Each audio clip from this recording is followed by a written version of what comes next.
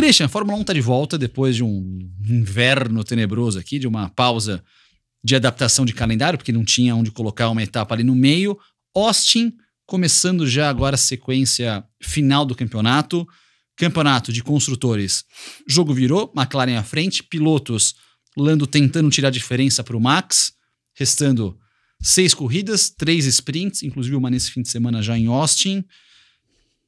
E aí, qual que é a tua expectativa para essa parte final de temporada? O construtor? De tudo. Para mim, construtor, acabou. Acabou, é da McLaren, a não ser que, aconteça uma evolução gigantesca no carro da Red Bull, que, né, diga-se de passagem, já aconteceu na McLaren. Lembra como eles começaram o ano passado, daí de uma corrida para outra eles foram de quase não conseguir passar pro Q2, né? Quase não conseguiram. Prova eles ficaram então, eles ficaram lá no Q3, então quase não conseguiram. No Q1, é o contrário, 1, 2, 3. Lá no Q1, quase não consegui passar pro Q2 para estar classificando entre os 4, 5 primeiros e eventualmente depois tá brigando por vitórias. Sim, isso daí pode acontecer com a Red Bull, pode, mas eu acho extremamente difícil, principalmente no final do ano, num ponto onde os carros já estão praticamente correndo debaixo da mesma regulamentação já há algum tempo, então não é que eles ainda estão descobrindo coisas novas. Então eu sinceramente acho que isso não vai acontecer. Para mim, construtor já acabou, é da McLaren, e agora o que vai ser interessante vai ser o de piloto, né? Vai ser legal essa briga, o Max entre suas fichas agora. Pontos. Cara, eu concordo contigo, eu acho que o campeonato de construtores também acabou. Vou estar de olho numa briga secundária nos construtores, que é se a Ferrari consegue passar a Red Bull ou não. Mas isso pode ter um impacto... Tá, eu achei que a gente tava falando só de vencedor. Você tá falando de segundo e terceiro. Porque é uma briga que... que vai ser interessante. Vai ser interessante ver se a Ferrari passa a Red Bull. Concordo. Porque é raro você ter um campeão de pilotos e a equipe em terceiro lugar. É que eu não fiz esse levantamento, é que me veio na cabeça agora, mas... Você sabe que eu tava... Esse final de semana, eu tava entre voos aí, eu tava lendo alguma coisa, uma estatística interessante, a quantidade de vezes que a Ferrari foi campeã do mundo de construtores e não foi de pilotos. É bem grande. Na década de 80 tem 3 seguidos. 80, 81, 82. Então, isso que você acabou de comentar, só que de maneira ao contrário. Ao contrário, Deve, com certeza na história tem, mas eu tô tentando puxar pela cabeça um piloto campeão e tipo a equipe em terceiro lugar. Tá. É difícil isso acontecer. Com certeza tem na história, mas é que eu nem pesquisei porque me veio na cabeça agora essa diferença aqui entre eles. Vai ser curioso e isso vai ter um impacto, pode ter um impacto em outros desenrolares que teremos aqui também nos assuntos de hoje. Sobre pilotos, eu ainda acho que o Max tem o upper hand. Tem uma gordura ainda... Eu acredito que o Lando perdeu boas oportunidades naquelas provas em que o Max acabou tipo quinto, sexto e ele não conseguiu ganhar tantas. E pra mim aquela lá da Hungria... Esses 7 pontos ainda você acha que... Ainda tá atravessado. Eu juro que eu não consegui entender aquilo lá. Eu acho que a diferença... Eu acredito que o Max será campeão. Vai ser maior que 7 pontos. Vai ser maior que 7 pontos. Tá bom, mas e se for menor que 7 pontos? Daí vai ser complicado. Mas aí vamos...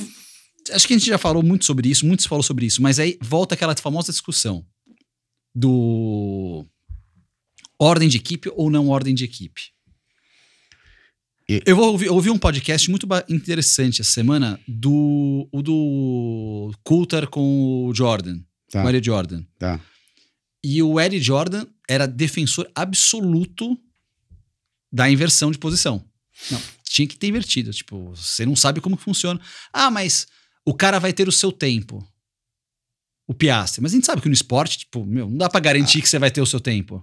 De repente o carro da McLaren o ano que vem não tá performando tanto que nem esse ano. É muito improvável isso acontecer, porque é só uma evolução. O ano que vem não é uma mudança drástica de regulamento. Mas eu vou além disso daí. Você tá contra o melhor piloto do mundo da atualidade. Contra... Hoje em dia não é quem tem o melhor carro, mas se não for a melhor equipe, é uma das melhores equipes. E como equipe continua indo bem, você vê, Como parada exatamente, continua sendo bem, bem lembrado, muito bem lembrado. Ainda fazendo bem. Então, como é que você pode ficar brincando com ponto? Eu sou favorável àquilo que foi dito pelo Sr. Jordan, com certeza. Eu acho que você tem que aproveitar todo ponto.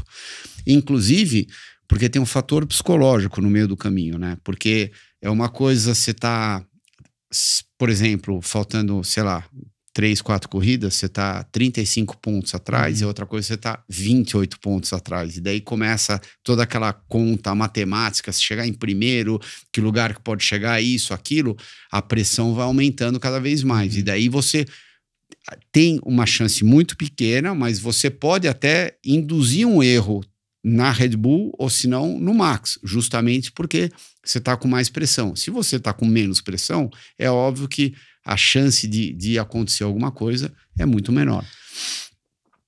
Eu vou ser agora muito FDP, mas se é piloto, vou te botar numa saia justa agora. Você não é mais comentarista, você voltou a ser piloto, tá? Você está liderando uma corrida de Fórmula 1. Com cabelo branco ou sem cabelo branco? Tira o cabelo branco. Eu quero o Christian do M2000. Eu quero o Christian do M2000. É esse que eu quero. Você está liderando uma corrida de Fórmula 1. Bom, o M2000 ganhou o campeonato de Fórmula 3000, né? Fez o que o Piastri fez. Então, alguma coisa de bom eu fiz naquele ano. Você está liderando uma corrida de Fórmula 1. Aí chega a equipe... Estamos falando da Hungria, tá? Na Hungria, talvez ninguém imaginasse que pudesse ter essa virada. E o Zac Brown... Manda um rádio. Troca. Agora eu quero o piloto Christian falando. Tá, eu não... É óbvio que esse troca não vai acontecer durante a corrida. 5 minutos no meio da prova, eles vão meio que, sei lá, levar um lero. Agora vamos trocar, não vamos trocar, vamos fazer isso. Por quê? Por que a gente vai deixar de fazer? Tudo isso vem acontecendo no decorrer, não da corrida anterior, mas da temporada, e eu vou além, não da temporada, desde a entrada do Piastri na McLaren, porque a gente não sabe direito qual que é o acerto que o Piastri tem com a McLaren contratual. Se por acaso o Lando tem que ter algumas regalias, o que vai acontecer na situação Piastri-Lando. Então, eu não acho que isso é um negócio para ser resolvido durante a corrida. E sim, o Piastri já sabia antes da largada se ele ia receber o telefonema ou não.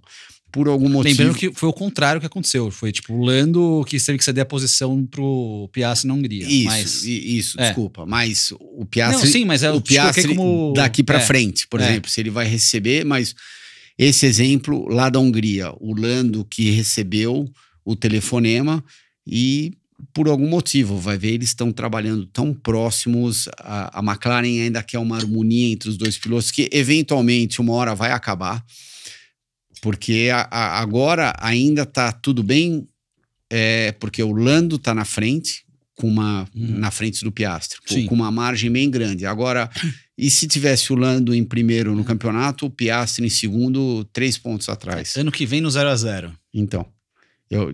daí eu acho que a conversa toda ia ser bem diferente, como a gente já viu em várias equipes no passado, né? A gente já viu esse problema na McLaren, já viu esse problema na Ferrari, já viu esse problema na Williams, já viu esse problema em praticamente todas as equipes grandes, quando tem 2 pilotos grandes acelerando o mesmo carro e evidentemente lutando pelo campeonato do mundo. E ainda continua sendo o seu cenário ideal de equipe ter 2 grandes brigando. Continua sendo... Continua, porque eu acho que, vamos usar a McLaren como exemplo, é problema do Zac Brown. É como que ele vai gerir essa situação toda. Então, o trabalho dele é contratar as melhores pessoas para não só guiarem o carro dele, mas para construírem o carro dele. Se ele conseguir contratar os melhores, ele vai ter a melhor equipe. Tendo a melhor equipe, ele vai ter a maior chance de vencer. Agora, se vai rolar uma montoeira de faísca entre os 2 pilotos, é problema dele. ele afinal de contas, ele é pago para isso, né? Ele é pago para ter os melhores trabalhando para ele. Tá aí, então. Quero saber a sua discussão, a sua análise, o que você pensa sobre esse tema também aqui, interessante, entre a briga de pilotos, briga de construtores na Fórmula 1. A gente acabou falando mais de equipes do que de pilotos, mas já acabou entrando também essa questão dos pilotos.